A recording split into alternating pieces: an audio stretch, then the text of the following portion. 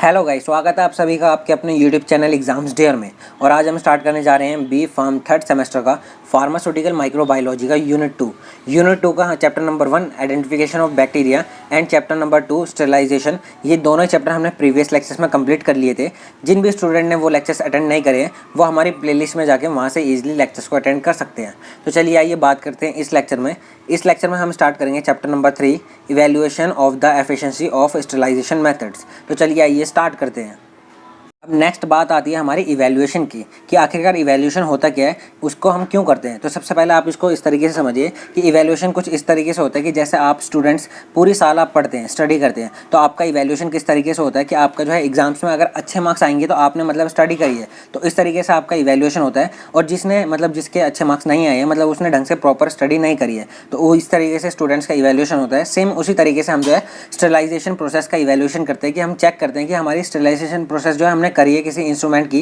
मतलब आपने कोई एपरेटस लिया, ग्लास रोड ली, उसका आपने स्टेरिलाइज कर लिया अच्छे से, फिर आप जो है कैसे मतलब उसमें बता सकते हैं कि उसमें एक भी माइक्रो ऑर्गेनिजम्स है या नहीं है। तो उसकी जो है प्रॉपर चेकिंग करी जाती है। हमारी स्टेरिलाइजेशन प्रोसेस का इवैल्यूएशन करा जाता है कि हमारे सारे माइक्रो ऑर्गेनिजम्स जो है किल हो चुके हैं या फिर नहीं, तो उसे हम कहते हैं इवैल्यूएशन। तो वही हमें यहाँ पे स्टडी करनी है।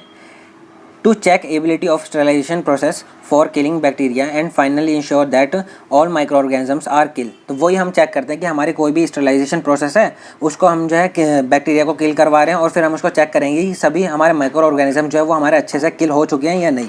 तो उसको हम स्टडी करते हैं, उसी को हम स्टडी करते हैं इवैल्यूएशंस में। It can be determine by 3 values. इसको जो हम 3 वैल्यूज़ के अकॉर्डिंग हम जो है डिटरमाइन करते हैं। इसमें हमारा सबसे पहले आता है डी वैल्यू। इसको हम डेसिमल रिडक्शन टाइम भी कहते हैं। चलिए इसको देख लेते हैं आखिरकार डी वैल्यू होता क्या है।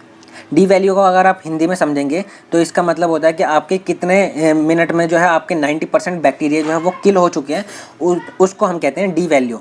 जैसे जैसे आपकी डी वैल्यू कम होगी वैसे वैसे आपकी इफेक्टिवनेस ज़्यादा होगी। मतलब आपका जो है जैसे जैसे डी वैल्यू आपकी कम होगी मतलब आपका जो है जल्दी कम टाइम में ही आपका 90% जो बैक्टीरियाज है या फिर माइक्रो ऑर्गेनिजम्स हैं वो मर चुके हैं, तो वो आपकी इफेक्टिवनेस को शो करेगा। जितनी आपकी डी वैल्यू कम होगी उतनी ज़्यादा आपकी इफेक्टिवनेस होगी। तो चलिए इसको थोड़ा थ्योरेटिकल समझ लेते हैं। The time in a minute at any constant temperature to destroy 90% viable microorganisms is called D value। मतलब कोई भी टाइम या फिर हमारा जो टाइम जो है उसको मिनट में लेते हैं। हम टाइम लेते हैं कितना टाइम हमें लगता है कांस्टेंट टेम्परेचर पे किसी भी 90% बैक्टीरियाज को किल करने में, उसे हम कहते हैं डी वैल्यूज़।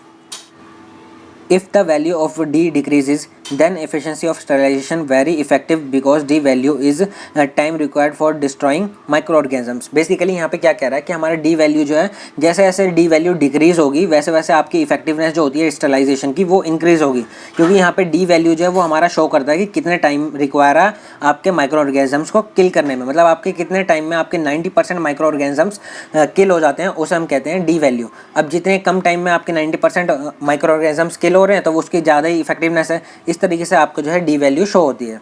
नेक्स्ट क्या कहता है, so it is less time more bacteria kill then sterilisation very efficient. मतलब आपके जितने कम टाइम में आपके ज़्यादा बैक्टीरियाज मरेंगे उसी के अकॉर्डिंग आपका जो है उतना ही स्टेरिलाइजेशन प्रोसेस जो है वो आपकी ज़्यादा इफिशिएंट होगी। तो वही हमारा बता रखा है कि डी वैल्यू जो है वो इन्वर्सली प्रोपोर्शनल होती है इफेक्टिवनेस की। जैसे जैसे डी वैल्यू डिक्रीज होगी वैसे वैसे आपकी इफेक्टिवनेस इंक्रीज होगी। इसमें सेकेंड आ जाता है जेड वैल्यू। जेड वैल्यू का क्या मतलब होता है कि डी वैल्यू को यूनिटी चेंज करने के लिए कितना हमारा टेम्परेचर बढ़ा जाएगा। हमारा डी वैल्यू जो होता है उसको हम मेजर करते हैं कांस्टेंट टेम्परेचर पे। अब हमारा जो है कांस्टेंट टेम्परेचर पे उसको मेजर कर लिया, फिर हमारा जो है टेम्परेचर से साथ हमें जो है चेंज करना है टेम्परेचर है कि कितना हमारा टेम्परेचर में चेंज करा जाए जिससे हमारा डी वैल्यू 1 पॉइंट कम हो जाए। चलिए इसको देख लेते हैं। It is the number of temperature change required to reduce 1 point of in D value. मतलब डी वैल्यू को 1 पॉइंट या तो कम या फिर ज़्यादा करने के लिए हमारा जो है कितना हमारा टेम्परेचर इंक्रीज करा जाए उसे हम कहते हैं Z value. So Z value is change in temperature. तो जेड वैल्यू जो है वो हमारा चेंज इन टेम्परेचर है कि कितना हमारा टेम्परेचर में चेंज करा जाए जिससे हमारा डी वैल्यू 1 पॉइंट कम हो जाए।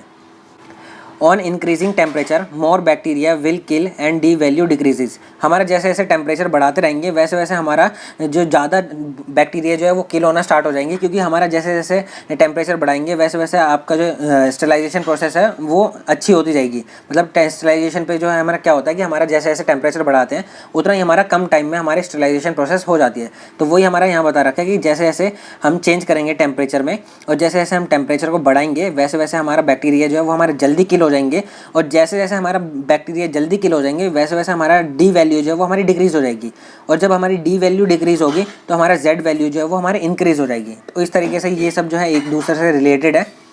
नेक्स्ट पॉइंट हमारा आता है z value is reciprocal to d value. हमारा z वैल्यू जो होती है वो हमारी रेसिप्रोकल होती है हमारी d वैल्यू के, कि जैसे जैसे आप d वैल्यू को डिक्रीज़ करेंगे वैसे वैसे z वैल्यू जो है वो इंक्रीज़ हो जाएगी। And less d values more efficiency of sterilisation, और जितनी हमारी d वैल्यू कम होगी उतना ही ज़्यादा हमारा स्टरलाइजेशन प्रोसेस जो है वो इफेक्टिव होता है।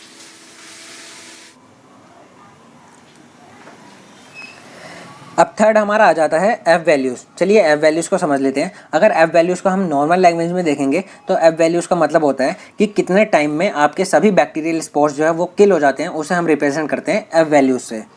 चलिए इसको थोड़ा थियोरेटिकल देख लेते हैं। The time required in heating methods of sterilisation to kill the population of bacterial spores in a minute is called F values. मतलब कितना टाइम हमें जो है रिक्वायर्ड है हीटिंग मेथड्स में जिसके थ्रू हम जो है स्टरलाइजेशन कर रहे हैं, कितना टाइम हमें रिक्वायर्ड है हमें सभी बैक्टीरियल स्पोर्स को किल करने के लिए, उसे हम रिप्रेजेंट करते हैं एफ वैल्यूज़ से। तो गाइस उम्मीद है आपको ये समझ आ गया होगा। नेक्स्ट पॉइंट आता है the F values can be use to calculate the probable number of survivors remaining in a load us. हमारी ये जो है इक्वेशन दे रखे हैं हमारी एफ वैल्यूज़ से, जिसके थ्रू हमारा जो है एफ वैल्यूज़ हम कैलकुलेट कर सकते हैं। हमारा यहाँ पे एफ जो है वो is equal to D multiply by log N not minus log N. हमारा डी जो है वो हमारा रिप्रेजेंट कर रहा है डी वैल्यूज़ को। हम डी वैल्यू सबसे पहले मेज़र करेंगे एट 120 डिग्री सेल्सियस पे, फिर हम उसको जो है यहाँ पुट करेंगे, फिर हम लॉग एन नॉट निकालेंगे। लॉग एन नॉट क्या हमारा लॉग हमारा जो इनिशियल पॉपुलेशन है उसको हम रखेंगे माइनस लॉग एन। एन जो है वो हमारा फाइनल पॉपुलेशन है, उसको हम यहाँ पे मेंशन करेंगे। इस तरीके से हम जो है एफ वैल्यूज़ को निकाल सकते हैं।